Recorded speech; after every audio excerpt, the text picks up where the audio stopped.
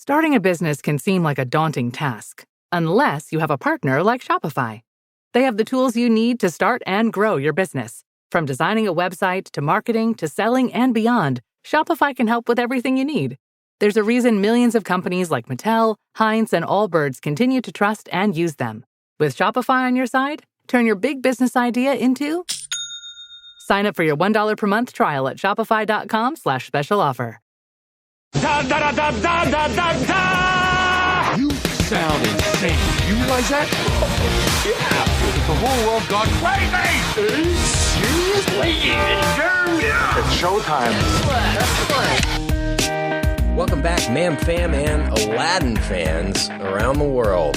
It's all Aladdin talk for us tonight here on the Mad About Movies podcast as we break down another Aladdin movie here on the show. We broke down the throwback version, the 1992 classic animated version of Aladdin in the VIP just a few days ago, actually. And here we are again.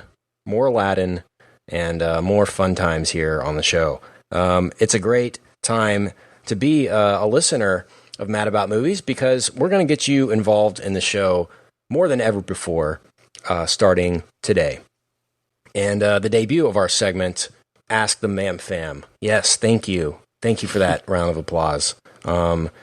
This is going to be exciting, and we're going to get you involved. We have our phone number that we put out there, and some people called and left us some questions, so we're going to get to that very soon. Of course, our in-depth review of Aladdin 2019 and a special edition of Weekly Recommends to wrap up the show today. But I want to welcome in my co-hosts, Richard and Brian. Hey, guys. Sup? Hey. So it's going to be good to talk about this one because there was something at stake with this Aladdin movie this past weekend with the movie when it comes to the movie draft side of things. To catch up the listener on the movie draft, that's a fantasy movie or a fantasy football, basketball styled contest that we have going on the show. A little fun, friendly wager between these hosts. And Richard had picked Aladdin. And so the main things that are affected his score is kind of the Rotten Tomatoes final score and, of course, the box office. So those are the two things we're looking at. It did win the weekend. It won the Memorial Day weekend, the 4-day weekend, with over $100 million. So I guess that means Lion King is going to make $900 trillion. I have that one too. Right? I leaned in hard to the animated remakes. yeah, You did. smart. It could work out for you in the long run. Yeah, These I'm gonna go last. Kent is one of these NBA teams that blew his whole cap, as he should have, on one superstar. It's like those late 2000s LeBron teams where it's like LeBron. Right. And then, so Kent's got us. It's I don't know. Let's if we could go back in the time machine, the DeLorean or something. I'm pretty sure if I would have had the third pick, that Avengers probably would have still been on the table. Would that not have been the case? Because you probably still would have picked Lion King. No, I would have picked overall. Avengers first. You would have? I had Avengers first. Yeah, because it's the end of it. If it had been Infinity War, you're probably right. But I knew the last I one thought you was were going all in for Lion King no matter what. So Nah, it was second. I think I would have gone Toy Story first, probably. I probably would have left Avengers on the table for second, and that would have been dumb in hindsight. But Yeah, I cool. probably would. He also loves. Brian also has several Sam Bowie jerseys, Yeah, he's all about the number And- 2 pick. and Nicholas should get his and feeling. game used and game used knee braces from Sam Bowie as well. So.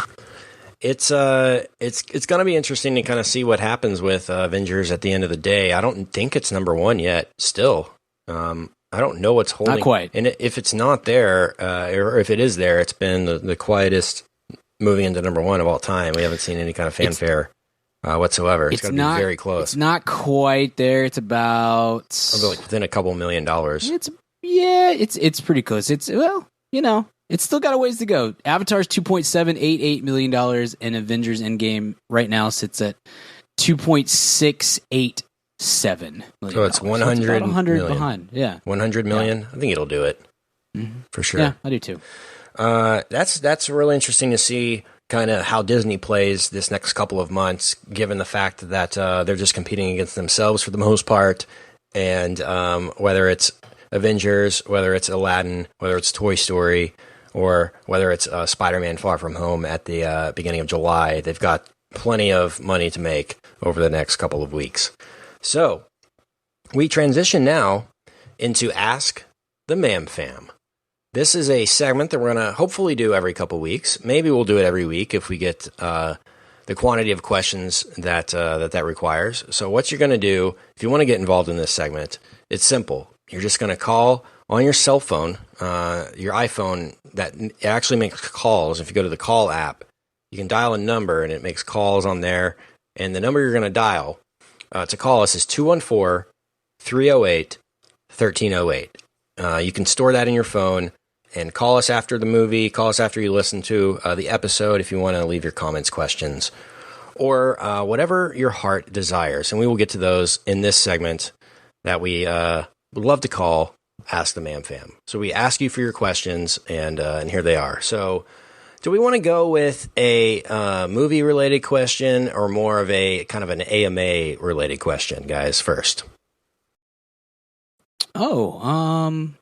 Let's start movies. Let's start movies, and we can go to AMA if we have time for that one. So the first question, or the first, I guess, call in the history of Ask the Mam Fam is Mike.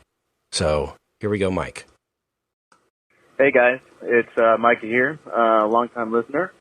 But I just had a question for you guys. What makes a good screenplay? You guys talk about dialogue a lot, and I think I have my own ideas about what makes a good screenplay, and I was kind of wanting to get your opinion about it. Thanks, guys. You do great work. All right. Well, you asked that question twice, which would not be in a good screenplay. It's all about efficiency. No, I'm kidding. Thank you, Mike. Thank you so much for the question. Good screenplay. That's a great question. We like to talk about this around Oscars time when we talk about the difference between adapted screenplay, original screenplay, and what our choices go into those awards every year. But I'll let Brian and Richard kind of take the wheel on this one. They're way more into the script side of things than I am. I'm way more into the production and the directorial side of things. Mm-hmm. So, Richard, in your opinion, what makes a good screenplay? What do you look for in a good screenplay? It's an algorithm, and I can't tell you the exact secret sauce. It's like porn, you know it when you see it, but it's the thing. it's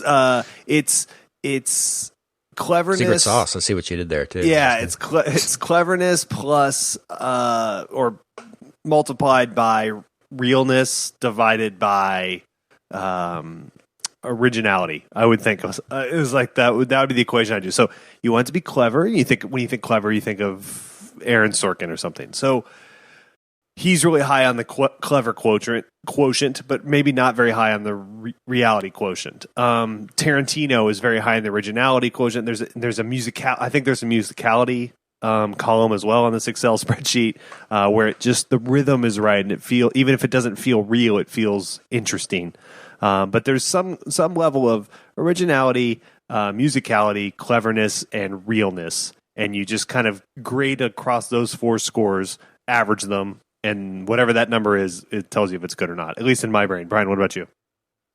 Yeah, I like that. That's a smart way to look at it. The classic thing that you always hear about a good screenplay is there's no wasted scenes. That's really about the movie itself, but the screenplay, you can kind of tell that on the page.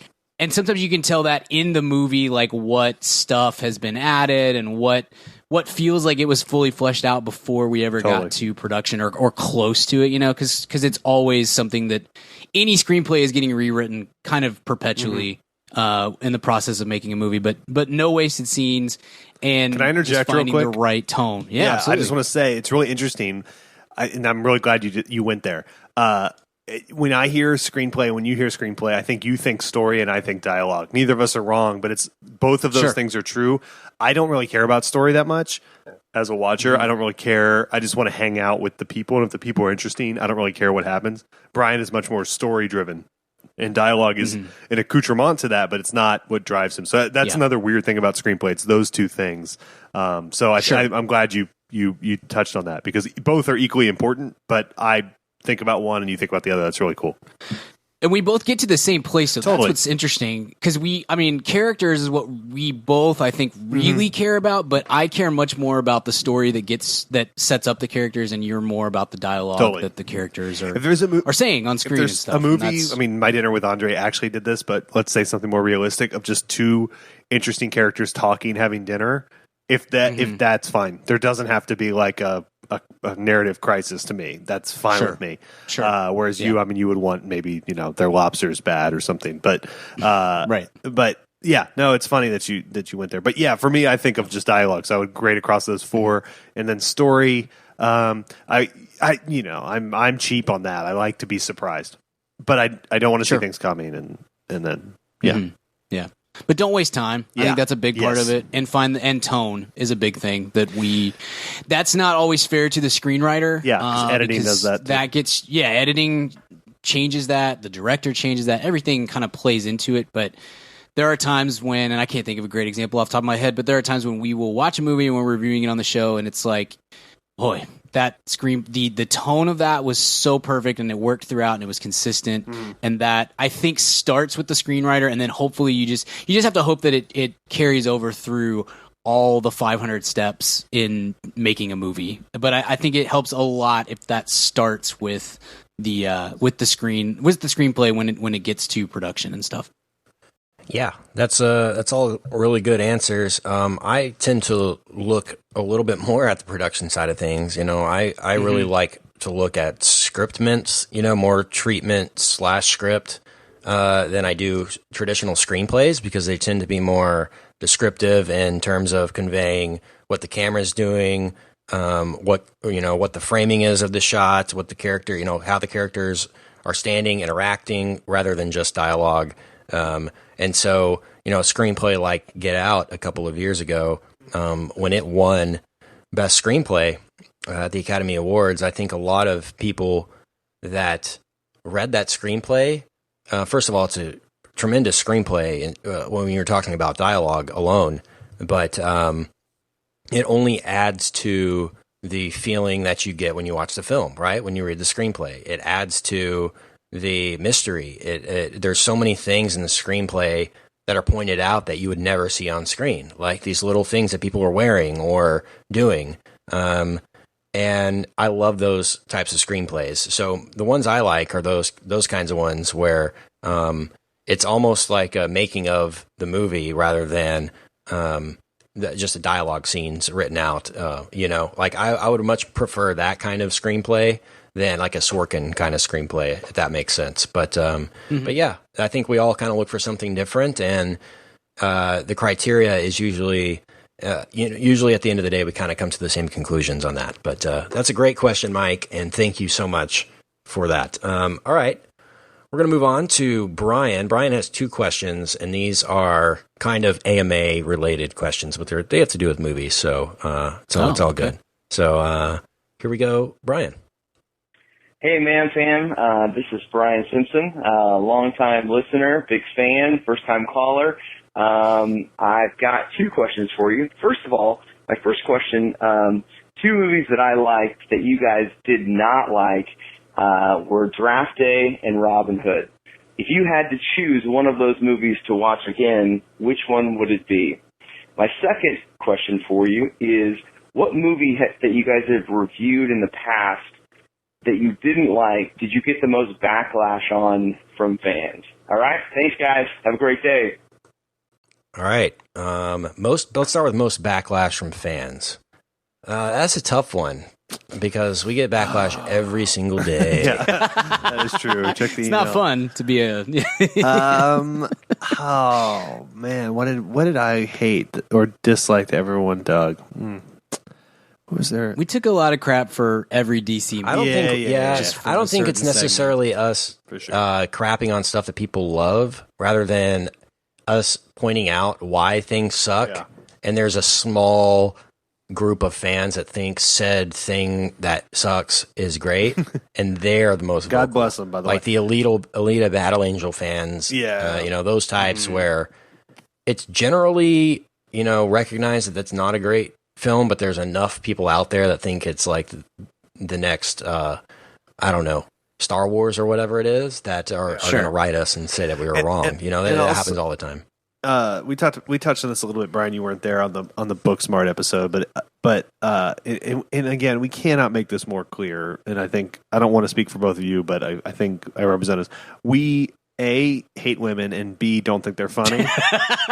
Yeah, and I can't reiterate that. I'm tired of it. I'm tired of bringing that up. And so, like, Ghostbusters, despite the fact that we're married to them, right? Yeah, right. Exactly. No, I know. I think, I love all. It's the Ghostbusters one always sticks out because I'm a fan of every woman in it to an extent, some more than others. But I'm all for female Ghostbusters. The premise was awesome, I thought, and then the movie just sucked. Script wasn't good. Wasn't their fault.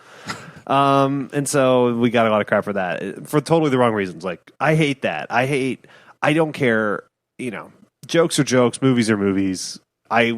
Whatever. Just be good. If it's all dudes, if it's all people of color, if it's all women, I actually am more inclined to like those because they're new voices. Because how many freaking funny white guys can you see in your life? And I'm like on their team going for it. And then you're like, oh, that just wasn't good though. And then you get a million emails about how you're racist or sexist or whatever. And I am. Right. But not to the extent that but it's so maddening because I go in so fired up and then I'm already disappointed. Then I get yelled at for being disappointed. That's always a good feeling. Right. Yeah, that's always the fun one when it's like, I mean, if you liked a movie that we didn't like and you want to tell us why you like or why we're wrong, that's totally fine. You're well within your right to do so. I don't love. Well, you didn't love this movie because and obviously the reason you don't love it is because you hate women or people of color or whatever, something else. And it's like, no, it's just a bad movie. That's all. That's really all there is to it. I promise. Like, I know, but those are the fun ones. There's just no way to explain it either.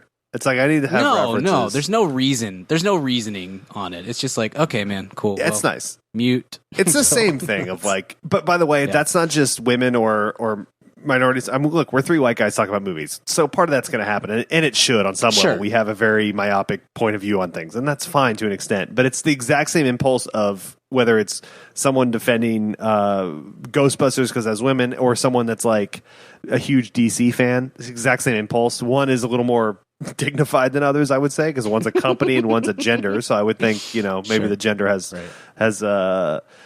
ups on it, but this is like, no, I like this or I am this. I identify as a DC person. So you hate this because you hate me, and it's like, nah. It's just there's a piss jar, I mean, man. We might hate there's you, a piss but jar. It's not, like I don't know what to tell you.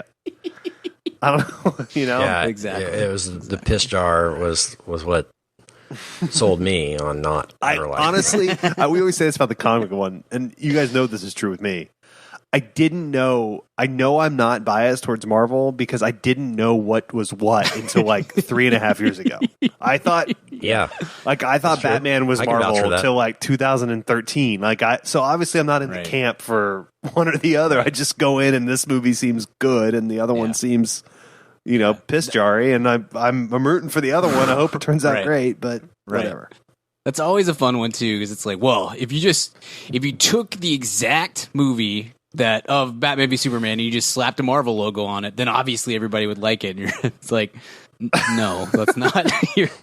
It's just that it's not that I think Thor that 2 is Marvel terrible. is better than better than DC. It's just that they've made competent movies. That's all. That's all there is to it. Anyway. So, what was the first question? It was draft. Which would you rather watch? Which Robin Hood are we? I assume he's talking Costner Robin Hood because Draft Day is also Costner, but maybe he's saying no. Russell he means Crowe. Taron Egerton. Oh, Taron Egerton. God, there's so many. I was thinking the Russell Crowe one. I forgot that one happened. Were you on I saw that yesterday. Richard? There's a new one on Netflix. By the way, there's a new Robin Hood on Netflix. Well, a new movie. God bless. Free kind of eminent domain or whatever it's called. I would say, well, if we're talking Costner Robin Hood, just for that Bryan Adams song, I would rewatch that one. But if it's the Egerton one, I mean, oh man, Draft Day is fabulous as a piece of antagonistic art towards anyone that watches sports. That's a masterpiece. So I would say that. I too would prefer to watch Draft Day over Robin Hood, but it offends me more in some ways because like Brian, the guy who asked questions. Brian's a huge sports guy, and I don't understand how anyone. I can totally understand how my parents could go see Draft Day and be like, "Oh yeah, it was fun. I liked Kevin Costner. Well, it was fun."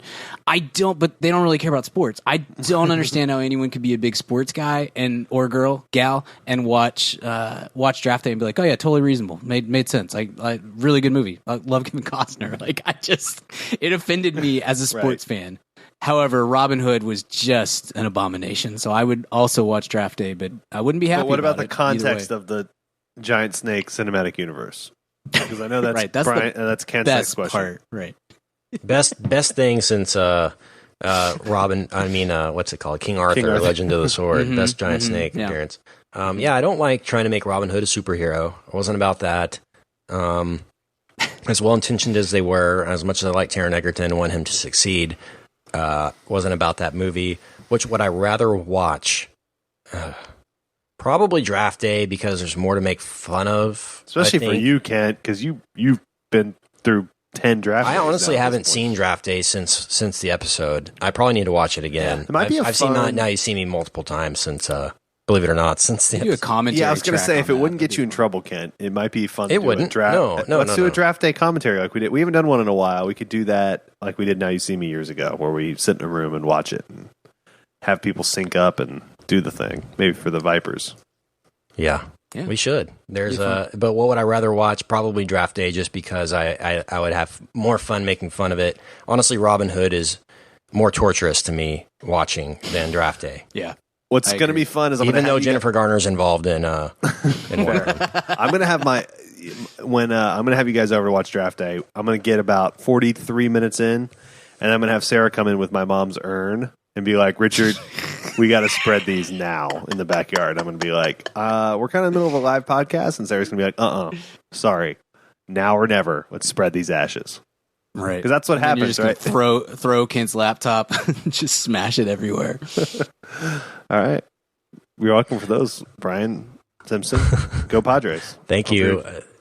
We appreciate that question, and go Padres. All right, last question here on the first ever Ask the Mam Fam. And again, if you want to ask your questions or submit your comments, it's 214-308-1308. The last question comes from our friend Megan, who was on our Booksmart episode, as Richard had alluded to. She has a question, kind of movie news, rumors, rumblings related. So here we go, Megan. Hi, guys. It's Megan Spell, and I'm calling in about the white-hot news that Robert Pattinson will most likely be our next Batman. I just wanted to let you guys know what I think. In a pre-Wonder Woman world, I would be questioning his decision here, but I obviously believe he can do anything. And I like a lot of Matt Reeves' work, so I'm really excited about this. I mean, look at his jaw. Also, I think he'd do a really great, fake Playboy Bruce Wayne, which is, an underrated part of the character, in my opinion. And honestly, I've spent the better part of my life defending Rob's acting chops to random people. I'm kind of ready for everyone to get on board the Renaissance train. I'm sure this is a result of some Illuminati of indie directors meeting in Cannes to secure future funding, but all in all, I feel like this is a win-win. Going from Christopher Nolan to Batman, that's a flex. So, all right, talk to you guys soon. Bye. What do you guys think? Our bats. First reactions. Brian. Man, you guys are in on this. I'm not against it. I've tried really hard with Robert Pattinson because this isn't not just a he was in Twilight, so I must hate him. That's not. I don't really care. I've tried because he seems to be kind of an indie darling at this point, which I'm totally all for. I mean, I love indie movies, and a lot of the stuff that he does is interesting to me. I don't get it. And we've talked off air. I think you guys are way more in the RPATS camp at this point. I'm not against this. I'm certainly willing to be proven wrong or to be swayed, I guess. I don't know, but I was I don't get him. I don't know. I don't know. I'm not right. There. I'm not a fan, and I don't know how to be at this point. But other than that, though. But other than that, great casting, and I can't wait. But also I don't care because as you well know, I will never anticipate another DC movie until they make several good ones in a row, and we still haven't gotten there. So, maybe this turns out to be fun. Maybe this is the one that will sway me back to the DC camp, and I'll feel great about it, and I'll look like a fool, and Robert Pattinson is the best Batman of all time. But I'm not even that I'm skeptical. I'm just like, I don't know. I don't get it. But RB, you. Yeah, I'm skeptical of the concept of another Batman. I was thinking about this the other day. If they treated Batman and or Superman like from here on out as like Thanos and just did like 14 movies hinting that, hey, they're coming. To me, that's because I'm just so tired of both of those characters because there's been a Batman movie of some variety my entire life every 3 years. I'm just kind of over it. But taking that out of it, if you have to do it, gun to my head, there has to be a Batman. He's fine. I think he's made some really good indie movies the last few years. I think he's turned into a pretty good actor. He's got a good chin, which is stupid, but that matters. It all depends on if the movie's. I think he's one of those. He's very Afflecky to me, ironically, in that if the movie's good, he's good in it. If the movie's bad, he's really bad in it. He rises and falls to the level of the material. And so it all just matters if this is good or not. I don't think he won't ruin a good Batman movie. I don't think he's that actor, right? So if the movie's fine, he'll be fine. I just don't care about Batman. But and then the last piece of it is who I don't have. I'm out of people that I want to be Batman. So it's not like I'm like, oh man, Pattinson got it. I was really hoping for,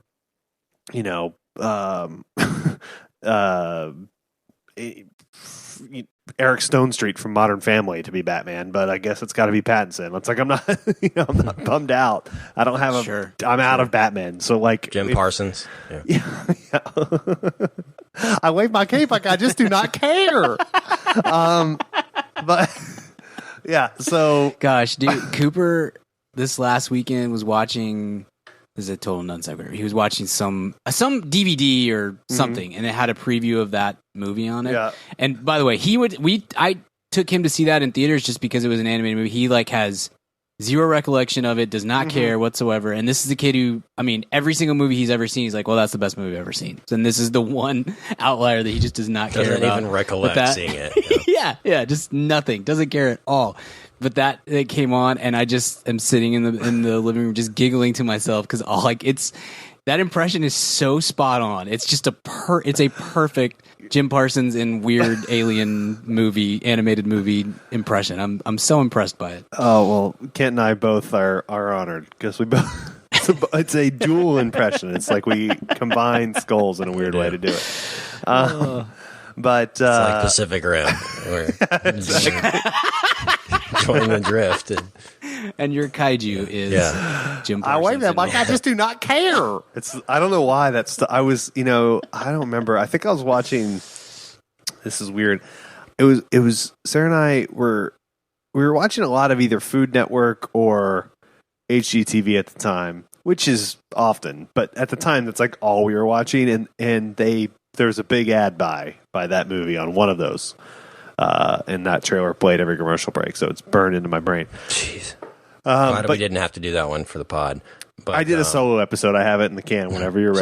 Sorry I brought up Jim Parsons. No, but yeah, so if there's anyway, Pattinson's fine with me because who cares? I'm not. It's not the cost of any other Batman that I would be interested in. But Kent, what about you?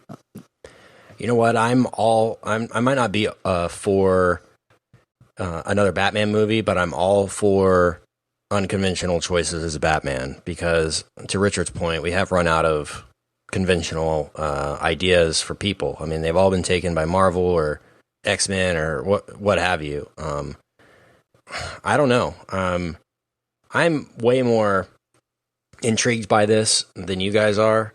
If you haven't seen this movie Good Time that Robert Pattinson did a couple years ago, I believe it was 2017 Oscar season that it came out, but it's definitely more of an indie movie. But if you're looking for something Robert Pattinson's in that's not Twilight, that kind of shows you this side of him that probably Matt Reeves saw, that Christopher Nolan saw to cast him in his new movie, then you check out that movie. It's called Good Time. But yeah, You really don't know until you know what direction they're going to go with this. If it's a new age of Batman, then that we're not kind of expecting. If we're trying to fit Robert Pattinson into the template of what we think Batman is, what we want it to be, then it's probably not going to work in the same way that we didn't think Christian Bale, Christopher Nolan, and Heath Ledger would work in Joel Schumacher's version or Tim Burton's version of Batman until Christopher Nolan kind of reinvented what he thought Batman should be. So if Matt Reeves has that same impact and vision for this, then I'm all for it. You got to trust the director, and honestly, the freedom to cast him is pretty cool. Because the other name that was out there was Nick Holt, I believe. And so I think I'm all for Robert Pattinson over Nick Holt as our next Batman. I think that's a more exciting choice, a more daring choice. We don't know who the villain's going to be. We don't know about the supporting cast. If we had Nick Holt, we could do a About a Boy recast and have Hugh Grant as Alfred. Now you're in, right? Brian's in on that, I know. I'm in for Hugh Grant as anything. Hugh Grant as Alfred is actually one of my best ideas. I just came up with it. That is a great idea. Just super dismissive. Yeah, dismissive. Bruce / Batman. Grumpy Alfred. Yeah. We've done drunk Alfred, so now we go to dismissive Alfred. Yeah. What are some other, just to wrap this up? The odds of him crapping on DC during the press tour are like easy. So he would 100%. That would be the best. Just to wrap this up before we move on to Aladdin talk, what's some other kind of dream casting choices for this new Batman? I threw the idea of Cranston as Commissioner Gordon out there the other day. I could see that happening. That would be my kind of dream Commissioner Gordon going forward. Be Cranston with the mustache. What about you guys? Seinfeld. Seinfeld as the Riddler. Seinfeld as Gordon. What is the deal with Batman? I just want Seinfeld in the DC. He's such a big Superman and Batman fan. I think we just put him in. Oh, that would be honestly an awesome little Easter egg. Yeah, but I'm interested in that. That sounds good. Yeah. I'm interested in comedians Matt in Reeves, Batmobiles drinking coffee.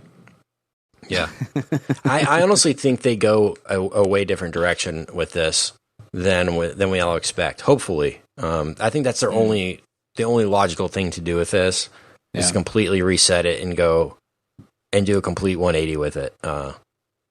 That's my hope. Is go Batman Beyond with it, and he's in all black. It's futuristic. He's in a flying car instead of a Batmobile kind of thing, set in the future. I don't know. Maybe J.J. Watt as Robin. Yeah, probably. Say. That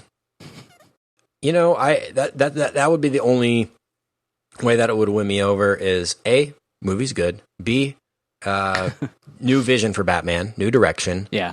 And C, hope for Robert Pattinson, because the movie can be good and he can suck. That's definitely a likely scenario. Something that could possibly happen. I think he'll just rise to whatever. I thought The Dark Knight was pretty good, and I don't think Christian Bale was great as Batman. He's not even my favorite Batman. I thought the villains are what stood out in all of those movies to me, except for Batman Begins, which is about Batman beginning. But he was never. I don't know. He never leapt off the screen to me. He's grounded it. I don't think he'll be as bad much as enough Keaton to ruin did anything. or anything like that. But go ahead. I just mean he won't be bad enough to ruin anything. I think he'll just be fine. Yeah. If the movie's good, he'll be like, all right, you're all right, like Bale. Yeah. Sure. I do like the idea of doing one of the various non-traditional Batman, the Batman Beyond, or the, Batman 3000, whatever, like all the various spin-offs of Batman or the various versions of Batman. I think that would be a smart decision, just to, if for no other reason than you can kind of reset your timeline, you can reset your universe, and you can get some distance between this Batman and both the Ben Affleck Batman that didn't go over well and the Nolan Bale Batman that did go over so well, and just kind of make it its own thing. Because I'm not by any means a comic book expert at all, and there are a dozen different Batmans, so you should probably do one of those instead of the traditional Bruce Wayne Batman, I think. Well, they'll bring the time travel element into this somehow, with DC, and then they'll just be like, all right, well, Batman can be set in the year 3000, and Aquaman can be set in the past, and Shazam can be wherever, and Wonder Woman can be wherever, and we'll just time travel them all together into one movie eventually. They meet up at the gym every week. Exactly. Mm-hmm. Okay, let's take a little break here, welcome in our guest, and it's time, guys, to talk about Aladdin. 3 years ago, we took you on a magical journey under the sea. Last year, we took you to a place where a beautiful girl looked into the heart of a beast and found the man of her dreams. Now, come with us and enter a whole new world beyond your imagination, where a boy discovers a magic lamp and a genie. Who else? Will Smith. Living that life, some consider a myth. Rock from South Street to 125th. Women used to tease me, give it to me now, nice And and we're easy. welcomed by our friend and guest, Amanda, to Mad About Movies. Hey, Amanda. How's it going? Hey, good. Thanks for having me. Of course. We're excited to talk about this Aladdin remake because we know Brian wasn't on a couple episodes ago because he was camped out the past 14 days in a sweaty tent anticipating this. We know Richard's thoughts on that as we had talked about in the segment before this. But Amanda, what were you excited about Aladdin going into this? Are you excited about these Disney remakes? I'm excited about them overall. It's just like kind of nostalgic. It's fun to watch them on the big screen and everything. I was expecting this to be a pretty average, like probably not one of their better remakes, but definitely not the worst. But I always loved Aladdin, so I was really excited going into it. That's the same for me. I was a huge fan of Aladdin growing up, believe it or not. Again, though, Return of Jafar exclusive. Yeah, only Dan Castellaneta's performance, only in the B team Disney animators, not the main. Robin Williams A-team. really ruined it for you. Yeah, I only like every other frame animated, not every frame animated, which is what you get with that one. Yeah, go back and watch that if you've never seen Return of Jafar. It's horrendous. But having said that, I was a big Aladdin kid growing up, for sure. This was a regular rotation in my VCR growing up. And Brian, what was your precursor to Aladdin? Oh, to this one or look, I feel like I was a little more optimistic about it than you guys were. If I remember correctly, it didn't seem like the worst idea. Having seen the movie, I was not a big fan of the trailers. The stills with Will Smith made me very sad and uncomfortable. It just seemed like, oh no, this is not going the way that we wanted it to. Having seen the movie, I felt like I get why it exists. Like I can see the purpose behind it. I don't think it's a terrible idea. I'm not sure that the execution was what we wanted from it, but I don't know. I guess I've kind of given up the fight against remakes and reboots and all that sort of stuff. And I just think they're going to exist and we're just going to have to live with it and hope that each one that they make, whether it's Disney or whatever, Warner Brothers or TriStar or whatever, that they will make good, that they'll pick the right movies, make good remakes and reboots and all that, and just go with it. And that's kind of the idea of like, is this movie necessary or not? Like, I just think that war is over, and we maybe just have to let it go because it doesn't really matter. It's not about, because what's necessary at the end of the day is get them checks, and that's all that really matters. So just please make them good when you do that is all we can really ask, I think.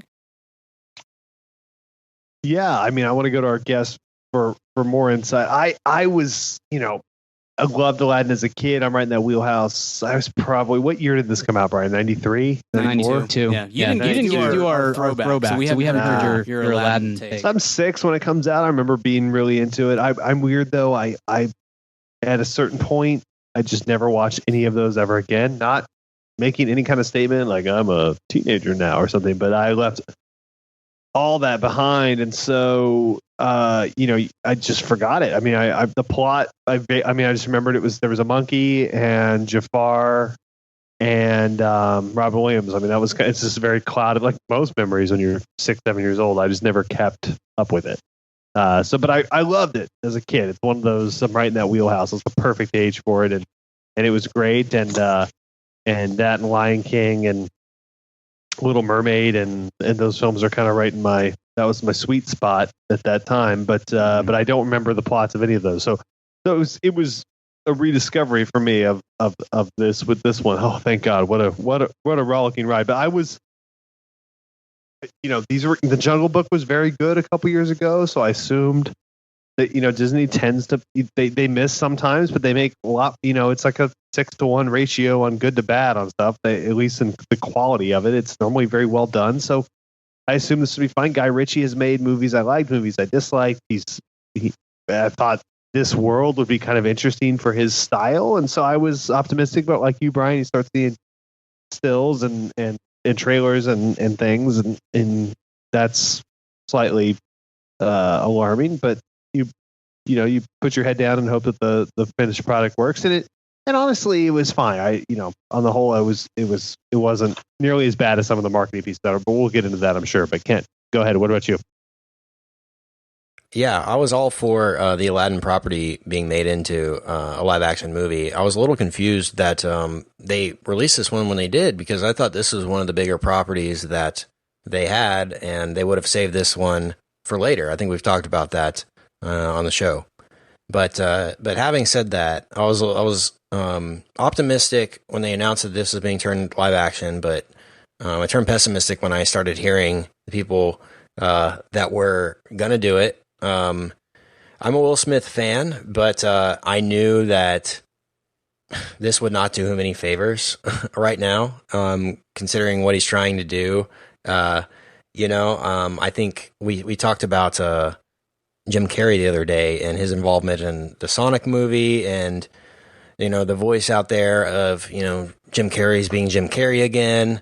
I think this version of the jiggy version of Will Smith, the Welcome to Miami version of Will Smith, I think that version kind of died when the year 2000 came in, and I'm not really willing to go back there. So I don't know, maybe Lin-Manuel could have been the genie here, some like an up and coming Broadway, somebody that I think our friend at the show Emily mentioned somebody on Broadway that had played Genie. Somebody on Broadway that had played Genie in the Aladdin on Broadway, somebody like that. I'm not saying that would have sold any more tickets or anything like that, but I think that was kind of my biggest optimism going into it was the property, but my biggest pessimism was Will Smith's, what I knew they were going to turn this into with Will Smith. And I was like, oh no, I kind of see this coming. And then when we saw that scene of, what was it? Prince Ali song. I think they dropped the scene of that a few days before this came out. And I was like, oh no. I think they're trying to drop that to promote the movie. I didn't know if that was a good strategy to get people to go see it. I was like, is this, you're trying to get us to see it or show us what we're missing or what? But yeah, so I think they had the right mindset going into this. I mean, having said that, I mean, they literally just make the animated version into live action. What frustrates me the most about these is that they don't really improve on anything. I understand turning animation into live action, but you got to do more than that. You've got to take something from animation and improve on it, or do it in a way that we weren't expecting, or you can't just say, well, isn't this cool? This is an actual, a person extending his hand for Jasmine and leading him onto the magic carpet, instead of an animated person extending his hand and leading him on the, like things like that are supposed to be these great moments. Like you think it's going to be this magical thing, and when you see it, it ends up feeling kind of fan filmy because it is so similar to the animated version. But I think for the most part, the parts that it had to nail, some of the dance numbers with the genie and the Whole New World song, I thought they nailed those. but everything in between was pretty rough. And this is about 30 minutes too long. They extend the plot, pretty far at the end with Jafar, and like they pretty much do Return of Jafar in this, and that's a problem. But it's got some silver lining, I think. It's not a complete F minus across the board, so I think that's a good thing. But certainly was one of the worst live action Disney movies that I can remember in quite some time. But Brian, kind of trail us back to your general thoughts on this and what your experience was like with this movie. I thought it got better as it went. I think that's a plus. I was nervous, just like you said, Kent, that clip that they released last week or the week before with Prince Ali and the singing, I just thought that was so just really, really bad. And in the context of the movie, it was better. In hindsight, that feels like an unfinished clip. I don't know why they released that. That didn't help. That didn't play well. But it found a footing at some point, and I don't know. This is a hard movie to discuss in some ways, because it's like there's definitely some pluses. It's not a complete loss by any means, but I feel like most of the things that are negatives or that are just straight bad about the movie are the stuff that I don't mean this in a pretentious way at all, because we strive not to be pretentious, and I think we're usually pretty successful at that. At least Kent and I do. I don't strive for that. I want to be pretentious. At least Amanda and I do. And but this is the type of movie that, like, the average moviegoer is not going to notice the stuff that's terrible about it, and so that and it's also things that jump out at us, just the way that the movie's shot and it's strung together, and some of the plotting, and there are several scenes that you're just like, we could have cut this so easily. Like, this has no bearing on what's happening in the movie, and those things don't necessarily jump out to my wife when we go to see a movie together and stuff. And so I thought the cast was pretty solid. I thought I liked most of the songs and the numbers and whatnot. I did not like Will Smith, and that super bums me out, because Will Smith was my favorite actor for 20 years. I mean, I love Will Smith, and I love blockbusters, and I love the stuff that he did in his heyday, and I want badly for him to not just be good, but be relevant again. I would love for that to happen, and I don't think it was a bad choice for Disney to pick him, and I don't think it was a bad choice for him to do the movie, but goodness, he was the worst part of the movie, and it just was really hard. It was really hard to watch him at times, and you could find spots and little pockets where he felt more comfortable to me, and it on screen just was more at ease. And then pretty much anytime he was doing doing the genie, it was so rough. The whole movie. Anytime he was the genie, you couldn't. Anytime he was being Robin Williams, I just felt uncomfortable, and it felt like he was uncomfortable too, and it just didn't. I don't know. That's what stuck out to me more than anything with this remake versus some of the other remakes that Disney has planned. Is this one is so much more of a character, because that Robin Williams genie supersedes everything else that happens in the 1992 Aladdin movie, and he just dominates what's happening in the movie. And all the other ones we've done up to this point, the characters are there, but the settings and the story is what I think people, I don't know, gravitate to or care about, and those things can be recreated a little bit. It's really hard to recreate an iconic character, and that's, I don't know, that didn't really hit me until 15 minutes into the movie, and I was just like, oh no, this is dawning on me as we're watching that this is going to be really difficult and not completely pleasant on this front. But I don't know, there were pluses, and even some of the minuses weren't that bad, but they just after a while, it's to me it started to add up, and I had a hard time with it. But Amanda, we want to hear from you. You asked you wanted to be on this episode. So what were your general thoughts, and how did you feel going in, and I guess how did you feel coming out? We'll try to avoid spoilers and hit that in a little bit. But where'd you stand on this? Yeah, so actually a little over a week ago, I went with some of my family to see the musical on Broadway. Oh, nice. And yeah, that was really fun. And I was actually expecting like some of like the Broadway songs to be in this movie, and I didn't get that. There was none of those in the movie, which wasn't a bad thing. I liked the songs in the movie, and I liked all the original songs from the original movie. I thought they did really well. I liked the way it looked. I thought it was like really fun, especially like with the score. Like it really made it like the whole movie feel like really like immersive, kind of just like really pulled you in. Sure. And I guess that goes back a lot with like the original Aladdin score is really good as well. But yeah, I thought the movie was definitely a bit long. The pacing was a little bit weird. Like it felt really like rushed in the beginning, and then there was like a lot of scenes like in the middle and towards the end that I didn't need. But yeah, I mean, I really did like it. And I think it could have done a little bit more to like set it apart from the original. A lot of it, not a lot of it, I guess, but there was definitely some like shot for shot remake scenes in it. Yeah, but I mean, I guess my favorite part of it was like the music and the score. Sure. The whole thing. They did one thing to set it apart. To cut in there is, Thirsty Genie. Definitely was a fan of that. True. I didn't touch on that. Yeah. No, it was funny. I've always had a huge crush on Nassim Petratta. So however I say it, I can't. But so I was with him on that. I was Team Genie on that. But it was weird. Genie like getting, much more of a wingman in the animated version, and then kind of like cuts in. He's like getting in on it himself. You wonder. But 10,000 years, man. Fair enough. Those are so.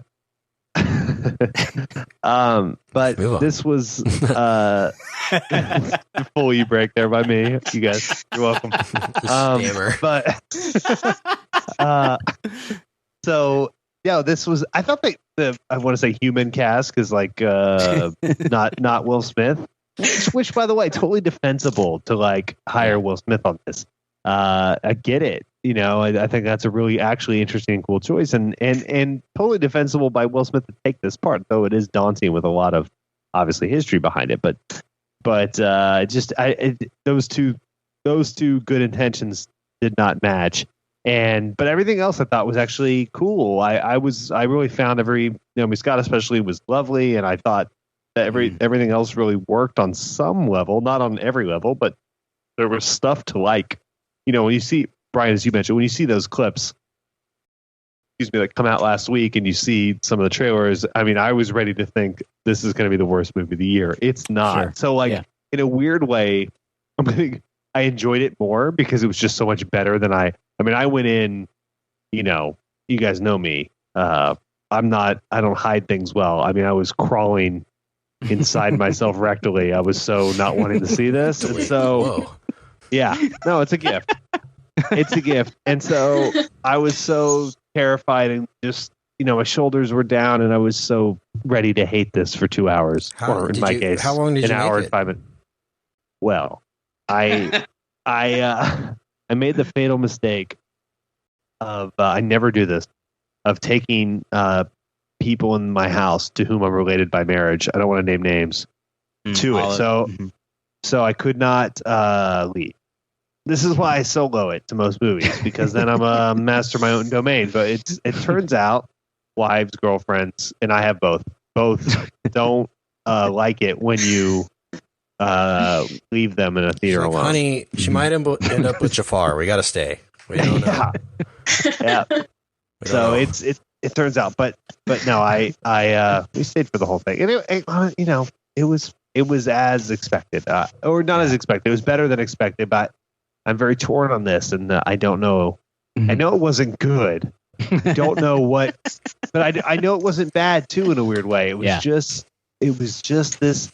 It was Amanda is right. There's a lot to like about it. Kent's also right. There's a lot to nitpick. But I look at these as these. I can't help but look at these as these revenue generating machines, and I'm like, it was really smart to make it. It was probably really smart to make it as they made it. Maybe if you make a different genie choice, I would have gone, and Brian and you and I talked about it, obviously, and we'll say it in unison. 1, 2, 3. Bobby Moynihan. No, I don't know. I just saw somebody random. No, but it makes me laugh.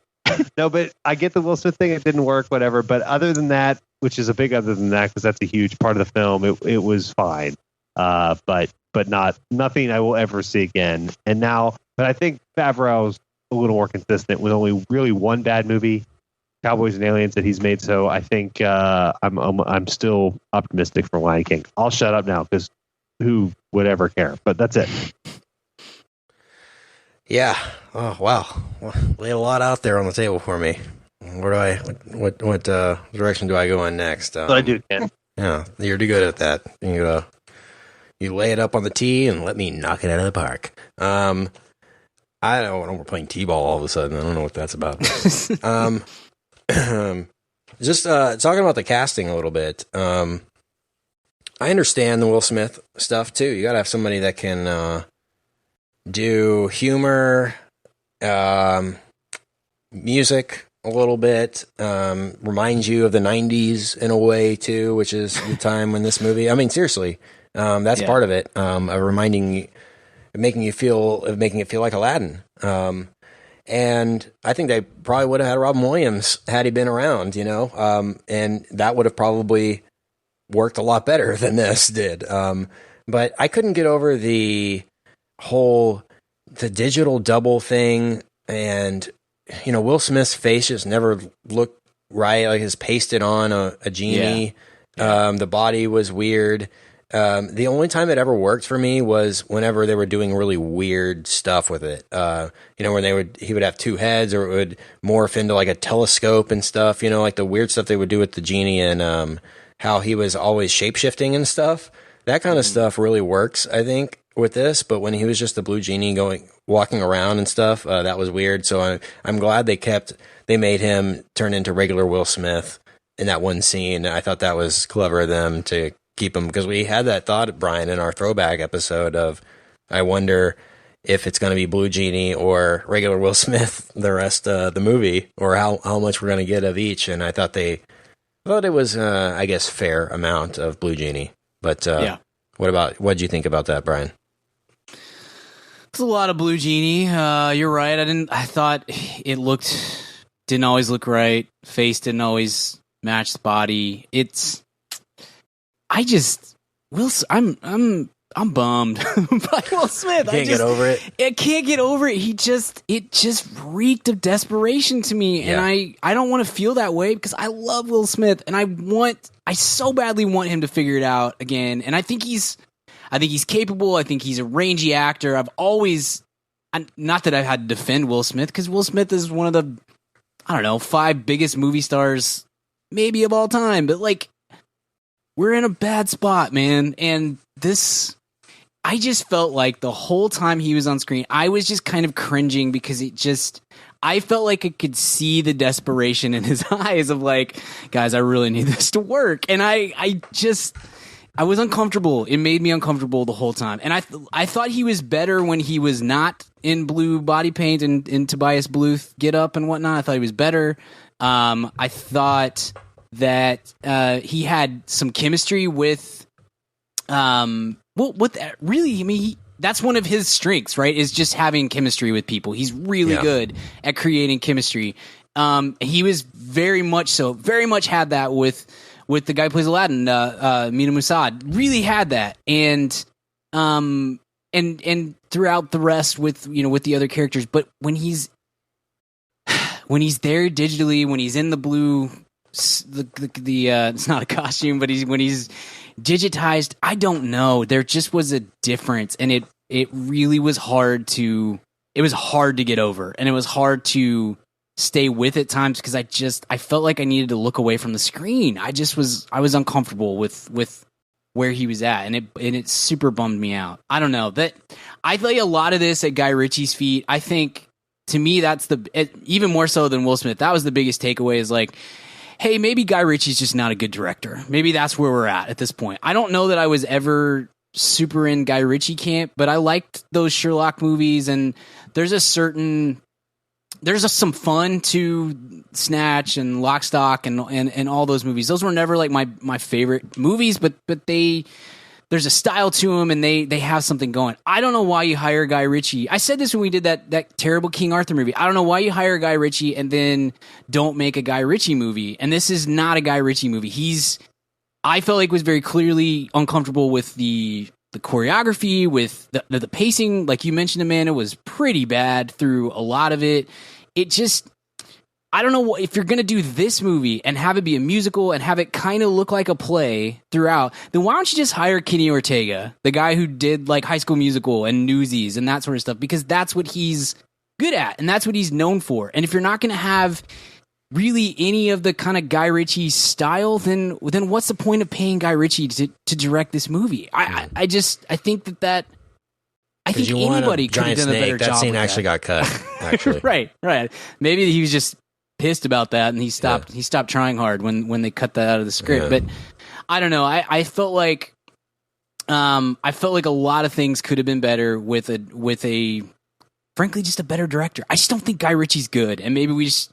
I don't know if that's a take or if everybody's like, yeah, man, Guy Ritchie sucked. I have no clue, but it just stuck me throughout this movie. Like, why don't we just have somebody who's really good at doing choreography and filming choreography and putting musicals on screen? Why don't we just have somebody like that direct this movie instead of paying whatever we got to pay Guy Ritchie? Maybe that would have made it 3% better, 20%. I don't know, but it just felt like there wasn't a lot of knowledge and comfort on the other side of the camera. Yeah.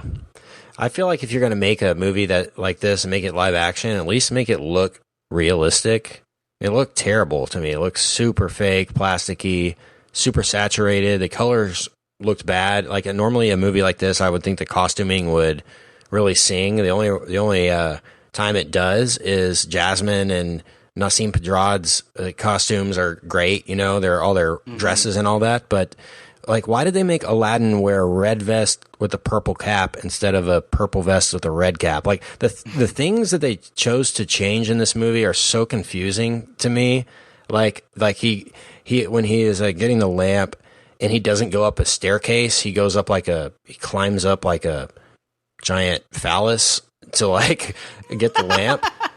But like that's not cinematic. Like that staircase is looks great on screen. Like I would love to see that in live action. Like certain things in this that would have played well in live action, they changed for no reason that I can think of, other than to be like, see, it's not like the animated version. See, but some of those things I think would have done really well.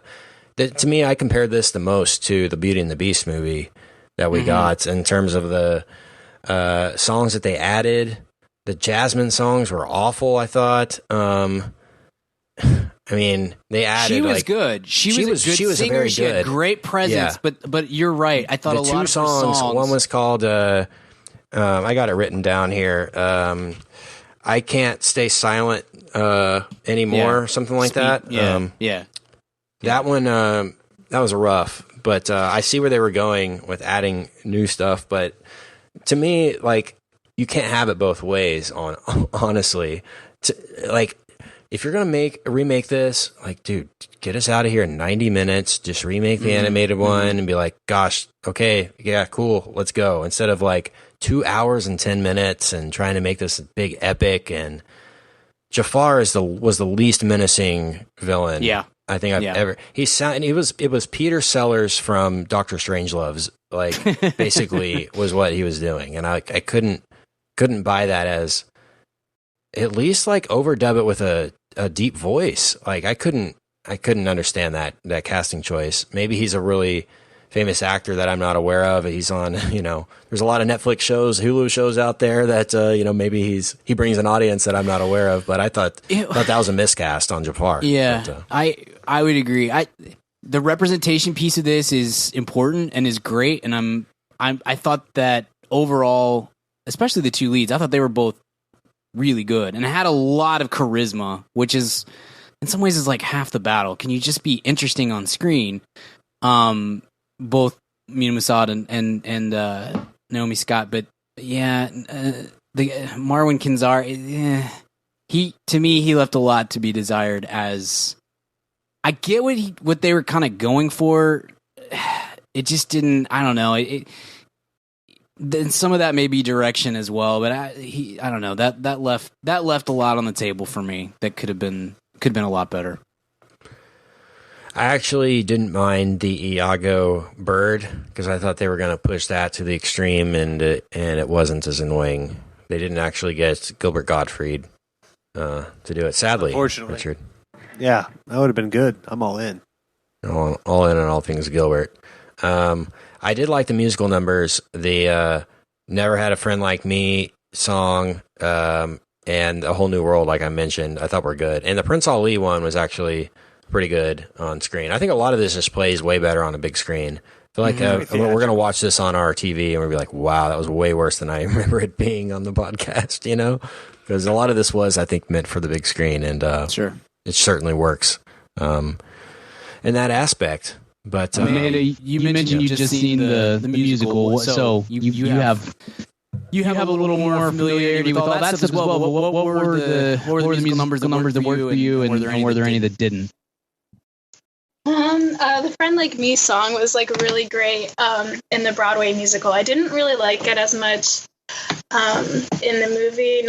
I guess not really because Will Smith. I don't know. Maybe it was just like the rest of it, like the effects and everything, that I didn't really like. But overall, like all the actors and everyone in the musical was really great, and it was like a little bit different as well.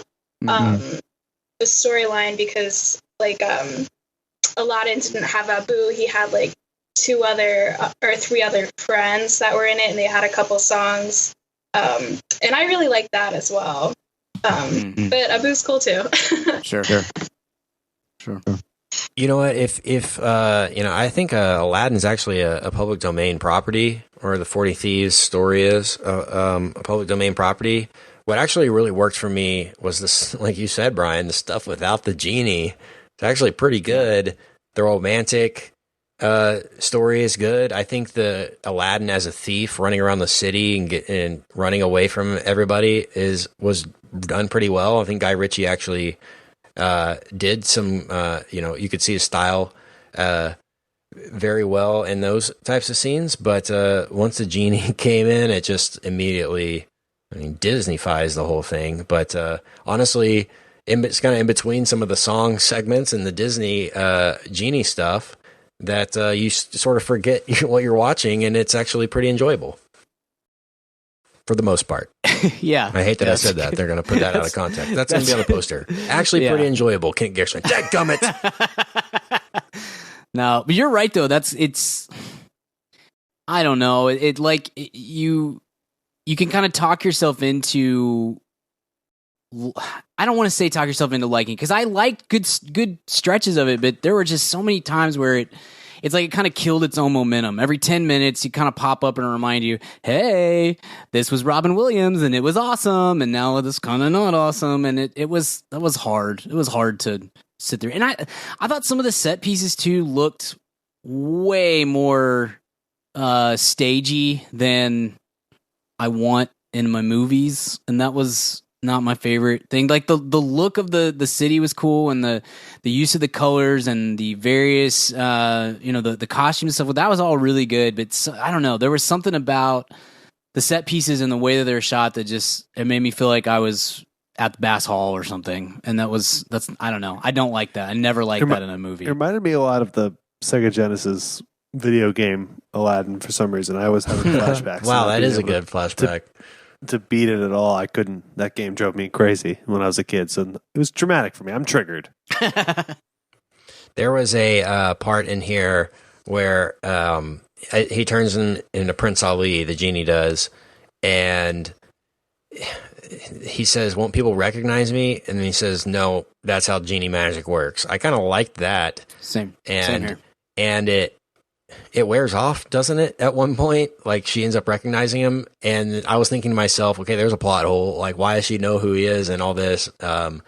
Now, when he says that he won't be recognized, but then he says, why do people recognize me now? You know, like they kind of address it pretty cleverly. So I liked that inclusion, or how they went about that, because in animation you can do those things and you can't really do that in live action. Yeah.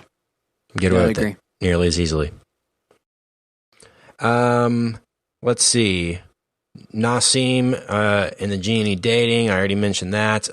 Dance Off. I have Dance Off written down here. I don't remember that, but I'm sure it was great. Yeah, a lot of choreography there. It was good though. It was good choreography. Looked good. Did it? Yeah, I thought so. I thought so too. Look, I don't remember. I literally don't remember it at all. It must have been. I don't know.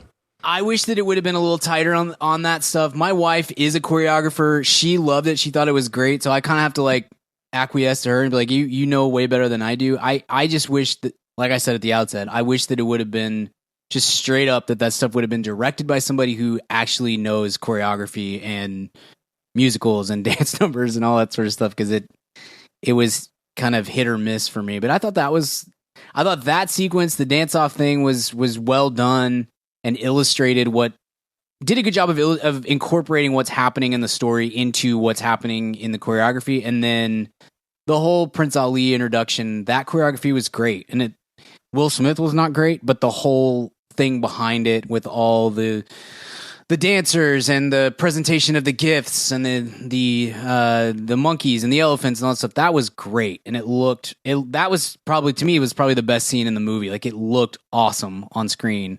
And choreography there was good, was adequate at least. And maybe you didn't need too much awesome there, just because the whole thing is such a spectacle. To a certain extent, I hate to keep comparing this to Beauty and the Beast, but you want to see some of these scenes get elevated in live action, some of these song sequences, but they keep casting people who sing way worse than the animated versions, so it's hard to elevate them. If I remember Emma Watson coming out on the Beauty and the Beast, being like, "Little town," I was like, "Oh no, oh god!" Like the first note of the whole movie, I was like, "Oh geez, we're in for a great 2 hours here." But it wasn't quite to that extent. But I thought Jasmine was maybe the only character that like lived up to what they should bring in terms of the singing chops that you got to have for one of these Disney movies. I think that this is the peak of I don't know, musical theater or whatever you want to call it. I would think would be being in one of these movies. So this should be the best of the best is who they got. So this might be the best, maybe the best Aladdin will ever get. If that's maybe the last Aladdin we'll ever get. I don't see Aladdin, The Return of Jafar live action's not in the cards. Hopefully not. Okay. That's kind of all I got on this one. Whatever, you guys ready for grades? Richard, ready to roll? Yeah. All right. RB, what you got? For grade, I'm sorry. Yeah. I'm going to go, this is lower and higher both than I thought. I'm going to go with a C plus. Oh, wow. I have emphasis on the C, emphasis on the plus. Let's go, Amanda. I'm gonna go B minus. I really liked it. Like, it was really nostalgic and everything. It was actually better than I was expecting it to be. I was like a little bit nervous about it. But yeah, overall, I wasn't disappointed. Awesome, Brian. I expected it to be like a C to a C minus. It was better than what I was anticipating by the time we actually got to the movie. It still feels disappointing in some ways. I'm gonna go C plus. as well. I've given out a ton of B- and C+ this year. It's like my least favorite grade, but that's where we have resided a lot in 2019. So it's not a complete waste by any means. And it was fun, and my kid loved it, and my wife loved it, and all of my friends love it. It was fine. I certainly didn't hate my experience. It feels like it could really easily be cleaned up into a B+, but it is what it is. So C+ for me. What about you, Kent? Yeah. I have a slightly lower grade than you guys. I'm going to go with a straight C on this one. I did not enjoy my experience nearly as much as you guys, but I'm only slightly lower on the grade scale. It does get a pass to me. I think it does what it sets out to do. Does it in the kind of the worst possible way, though. I think this movie it's easy to do. It's honestly, this is an easy movie to make, and they messed it up. This should have been an easy A, honestly. But it was a C, sadly, triple C. Okay, let's hit those weekly recommends before we get out of here. Weekly recommends. All right, guest Amanda, do you have something you would like to recommend to the Mad About Movies listeners? Yes, my weekly recommend is a new miniseries on HBO. It's Chernobyl. I just started watching it, so I'm not like completely up to date on it, but it's like really powerful. It's really good. I recommend it. Oh yeah, cool. Is it a documentary miniseries or a narrative miniseries? It's more of like a narrative. Yeah, it's really good. Oh, cool. It's really well done. No, I have not. Once the Thrones ended, I turned off HBO, and I'm like, I can't do it. I can't get sucked in again for quite a while, because it's easy to do. I've been waiting on the binge on that. I mean, I think the season finale, the last episode, is this Sunday, so I think I'll watch it all once it's done. But I'm very interested. Very interested. It's a good plan. Awesome. What about you, Richard? What's your recommend? Yeah, I'm going to do a show. I'd say, as most of my recommends are, they're true TV shows, but this is also on Netflix. It's a pretty funny little show with the wonderful Andrea Savage called I'm Sorry. Have you guys seen the show? Really easy watch, funny little sitcom, lots of good laughs in it, and super funny. Not really a kind of thing I would normally recommend, but I've enjoyed it, and that's it. I've got some other big ones coming, but I got to finish everything. I've got a lot of books and stuff I'm finishing, but that one my wife always has it on, and I really enjoy it with her. So that's it. Nice. B-Gill? I'm going to recommend a show as well.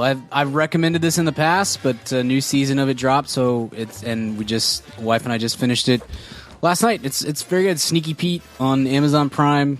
The great Giovanni Ribisi, and it's I'm a sucker for anything that's con man related, and it's it was fun. It's a lot of fun. It's Ribisi's great, esteemed character actress Margot Martindale, American Treasure. She's outstanding, and it's a fun cast. The story kind of goes all over the place. This last season took them kind of out of where they had been in the previous two seasons, and kind of went on a road trip with the various characters and stuff. And it's really fun. It's not as prestige-y and hardcore. You must pay attention to every single frame as some of the some of those other great quote unquote great best TV shows are. But it's also a lot more fun than some of those shows are, and I highly recommend it. A lot easy watch, lots of fun. And if you like con men, you like a good con, this is right up your alley. So season 3, Sneaky Pete on Amazon Prime. Awesome, B-Gill. Appreciate that weekly recommend from you from Amazon Prime. I'm going to recommend a movie that just recently hit the streaming services, the Netflixes, the on-demands. And the Blu-rays, I believe. It's The Old Man and the Gun. Brian and I reviewed it this past year, but if you haven't gotten a chance to see it, it's a good time to seek it out, find it. It's Robert Redford, Sissy Spacek, Danny Glover, Casey Affleck, written and directed by Sir David Lowery of A Ghost Story and Pete's Dragon fame. This is a really exciting up and coming director that we're excited about. And so if you haven't seen this one, it's a true story about a guy who is a kind of a retired bank robber and can't stay retired. He's like into his 70s and he's still kind of robbing banks. So it's that story, and it's really good. So Old Man and the Gun is what it's called. If you are interested in that, seek that out on the on-demand service or streaming service of your choice. So it's my recommend. And then listen to our episode, because we would appreciate that. Love that movie. Very good. Good one. Fort Worth's own David Lowery. Woo. There you go. Shouts. Okay, Amanda, thanks for joining us for Aladdin Talk. Thanks for having me. Thank you for your perspective on the Broadway musical and all that. I'm sure that was a good time. I'll have to check that out. But where can we find you on Twitter if the listener would like to follow you on social media? Maybe if they would I do like not to. have a Twitter, but my Instagram is Amanda_Nicotra. All right, there you go. Get on the IG. Okay, Brian, where can we find you? You can find me on the Twitter, BGill12. You can find my writing at madaboutmoviespodcast.com and the Mad About Movies podcast newsletter, which will actually be out this week. I lied last week. It will definitely be out this week by Thursday. A little piece by me and a piece by RB as well. So, RB, where can we find you? You can find me on all the social media at Richard Barton, and not picking nits, but David Lowery lives in Dallas and he's from Irving, so don't Fort Worth Son of him. a gun. Yeah, Son of sorry. a gun. You know, we get all the good ones, including myself. So I'm cutting ties with him immediately. Kent, what about you? Find me on social media at Kent Garrison on pretty much all platforms, and find our show, madaboutmoviespodcast.com and madaboutmoviespodcast.com/VIP if you would like all of our bonus episodes.